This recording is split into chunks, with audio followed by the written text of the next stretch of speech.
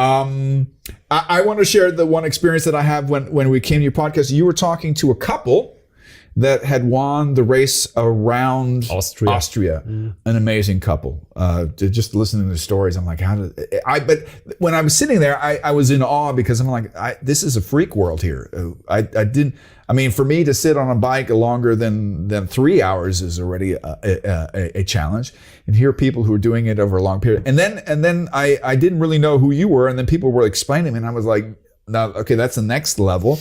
And then I remember towards the end of the recording had stopped, but then iPhones are Ali came, yes, right? Yes. What's his full name? Möstl. Ali Möstl. Ali Möstl. He's 66. Yes, he's nearly 70 years old, and he did I think it was 20 Ironman in a row. A triple decker he did. Or was it 30 So Ironman? he did a one decker.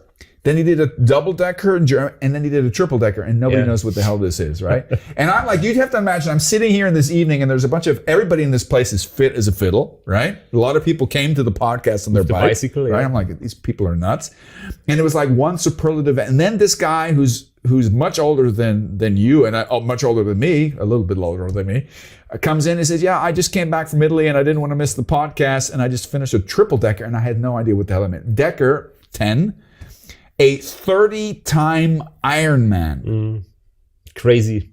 I don't understand You introduced me to a universe that I didn't even know that existed, but it was very impressive. I had a really good time.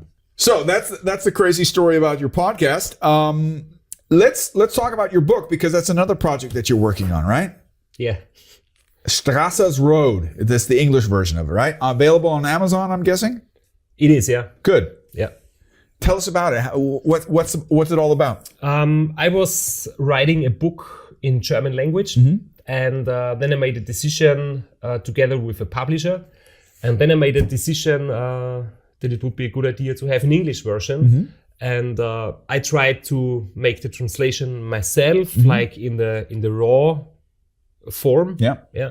And then I had the media director from Race Across America, and he was helping me because he's of course Native American.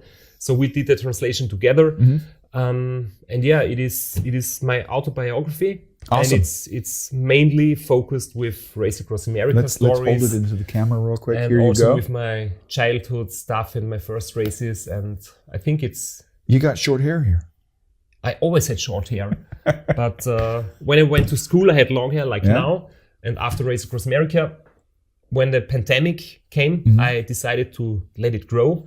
And now pandemic is over, but I don't want to cut them, because as long as you have hair, when you're like 40 plus, you should show it to the world. Yeah.